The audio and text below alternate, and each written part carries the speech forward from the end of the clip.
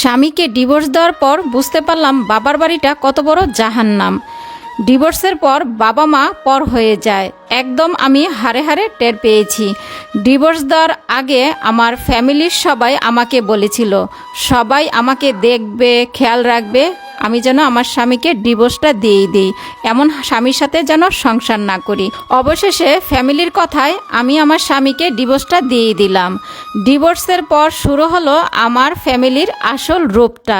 তখন যেন সবার চক্ষুস্বর হয়ে গেলাম আমি, আমাকে কেউ সহ্য করতে পারছে না।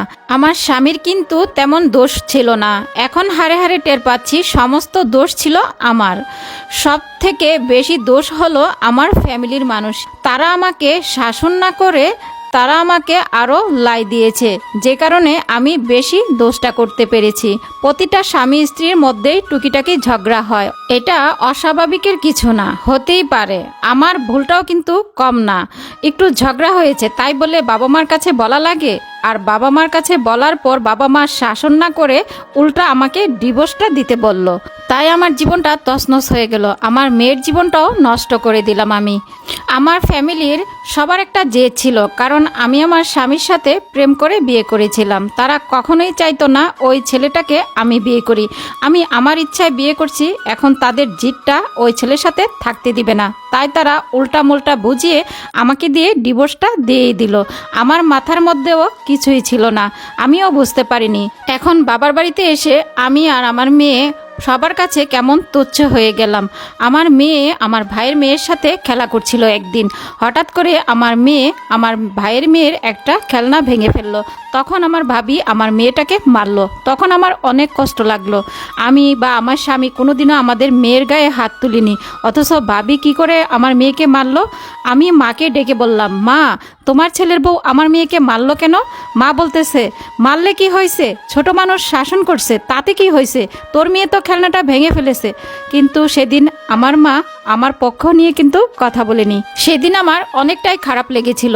আমি মাকে কিছু আর বললাম না, রুমে চলে গেলাম। রুমে গিয়ে ভাবতেছিলাম আমি কি ভুলটাই না করেছি আমার স্বামীকে ডিভোর্স দিয়ে। কিছুদিন পর মা আমাকে বলতেছে, কি রে, তুই তো একটা চাকরি টাকরি দেখতে পারিস। আমি বললাম, হ্যাঁ মা, দেখব। আমার মা বলল, আর কতদিন বসে বসে খাবি, আর কতদিন তোর আর তোর মেয়ের দায়িত্ব আমরা নিব। তখন আমি আমার মাকে একটা কথাই বলেছিলাম, মা, সেদিন যদি তোমরা আমাকে আমার স্বামীর কাছ থেকে সরিয়ে না দিতে, ভুল বুঝিয়ে আমার স্বামীকে ডিভোর্স দিতে না বলতে, তাহলে তো আমি তোমাদের ঘরে আসতাম না, তাই না মা? মা তখন চুপ করে থাকলো, কিছুই বলল না।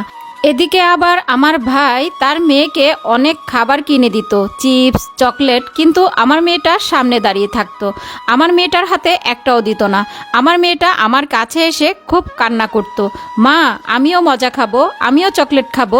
তখন আমি আমার মেয়েকে সান্ত্বনা দিতাম, মা, খেও, আমি তোমাকে কিনে দিব।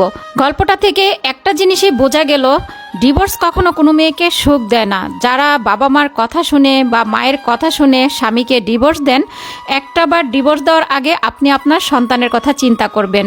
স্বামী স্ত্রীর মধ্যে ঝগড়াঝাটি হতেই পারে, তাই বলে সন্তানের ভবিষ্যৎটা নষ্ট করবেন না। ভিডিওটা ভালো লাগলে শেয়ার করে দিবেন, সবাইকে দেখার সুযোগ করে দিবেন। ডিভোর্স কখনো কোনো মানুষকে সুখী করতে পারে না। আল্লাহ হাফিজ।